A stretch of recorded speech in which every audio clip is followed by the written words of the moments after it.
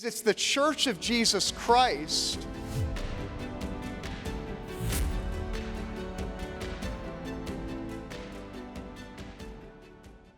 In the month of December, we celebrate Christmas. We celebrate the incarnation, God becoming man and coming down to earth. What difference should Jesus' arrival 2,000 years ago make on the world today? Well, at a real simplistic level, what's really wonderful about that is the knowledge that there is a God who cares and is reaching to the earth. I mean, nothing's more depressing than to turn on the news and think this is all there is. It's all natural. It's all material. Darwin was right. We're just evolved at a natural level. There is a God who's working in the nations, working amongst people. And the fact that he gave his only begotten Son to die for us, that we might be changed and forgiven and transformed and sent out with a mission and a destiny, that's the greatest news on earth. So that's what ought to be living in our hearts. And at Christmas time, it's a great time to celebrate the incarnation. Stephen, this month we're looking at God's design for creation, for the family, for marriage, for gender and sexuality. What is God's design for us and for the world? Well, God's design is that, I think it was said in the Lord's Prayer, that the earth looks more like heaven. It looks like the rulership of God. It looks like godly order and godly purpose. I'll tell you what, the good news in the idea that there's a design for me is that it removes the pressure of Stephen having to figure it out, having to know what to do in my marriage, in living as a man in this world, in my parenting and grandparenting, in my work in government, etc., in writing books. There is a design, there is a purpose. And the more I align with that, not only the more successful will I be, but the more high impact I'll be and at peace in playing my role. So that's the good news for us. Stephen, when we think about God's design, there's a lot of competing designs in the world today, and a lot of it is informed by our worldview. So how does a biblical worldview differ from, let's say, a secular worldview or even a Marxist worldview when it comes to how we see the design of the world and everything in it? Well, I'm not being sarcastic when I say that the secular worldviews, Marxist, Darwinian, etc., have never worked. Marxism has cost more lives than almost any other philosophy in the world, and it has never worked. Whereas a kingdom of God order, God's design for nations and families and schools and what have you, that has worked. We've seen that work. We've seen that cause a society to flourish. So we can talk about all the pillars, the idea that it's revealed, that it's eternal, that it comes from a perfect God, it's his will for men, the very God who made us, and all that sets things in order. But I think we should not talk about them as though they're equal in some way. Hey, it's either the kingdom of God and a biblical worldview or a secular worldview. The secular worldviews have never worked, and they have bathed the earth in blood. They've just revised Stalin's numbers. We're really pressing more like 200 million people killed in the pursuit of that Marxist dream of his. And I think that should tell us that these things don't work. Never has Christianity been embedded in a culture through that kind of bloodshed. So if we want to bathe the earth with blood, go for the secular worldview.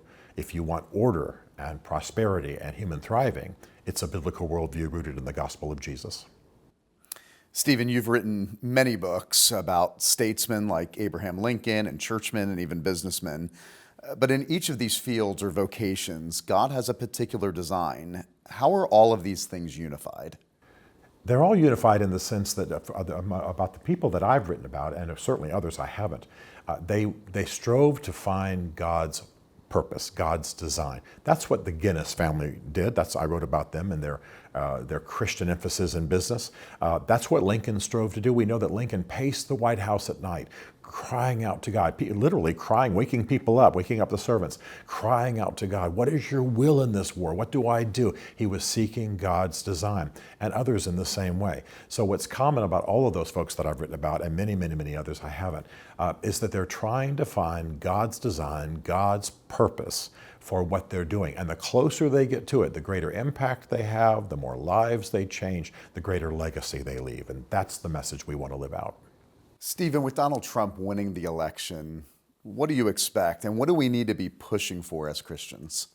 I expect that our values will come under fire perhaps more than they have in recent decades. I know that sounds negative and like I'm almost upset about the results. That's not true at all. But people are waiting in the wings for Donald Trump to have won knowing that that's a moment when he will be giving voice to conservative values, he'll be giving voice to life, he'll be supporting Christian efforts and so on, and we will be attacked. Be ready. Don't hate, don't be upset, don't retreat, but we will be attacked. We have to remember, when we do a presidential election, we're not establishing the rule of Jesus. The rule of Jesus has already been established. God already is the ruler of nations. Jesus is already Lord above all lords, King above all kings. But we got to make sure we're holding on to those beefy biblical truths that he is the ruler of nations. And in fact, I love Isaiah 40, the kings are as nothing. He rules over the nations of the earth. The peoples are as so much sand. So great is our God. And we have to hang on to that all the time. Stephen, we also often live as Christians with a false dichotomy that God's only concerned with the spiritual realm and not really concerned with the physical realm. But how does the reality of the incarnation at Christmas really blow up that false dichotomy and really explain to the church that God is concerned with all of it? Well, this is one of the things I most love about the message of Christmas and the incarnation, is that Jesus came and took physical form. And in a sense then, he sanctified family. He sanctified human relationships, friendships. He sanctified meals. He took the earthy and the natural. I teach teenage kids. He had the clumsy teenage years. He had pimples. We have to think in those terms that when Jesus came, he sort of removed the idea, which is an unbiblical idea, by the way, that the spiritual is otherworldly and removed from the natural, and he rooted it into the daily and the human and the physical, and he sanctified it and he transformed it. So I love the fact that when I have a meal, what do? Jesus, be part of this and sanctify this for us. When we get married, what do? Jesus, be part of this. When we have a new child, Jesus, sanctify this life and make it meaningful physically, spiritually, in every way. So we remove that unbiblical, may I say, platonic division between the spiritual and the natural, and that transforms everything.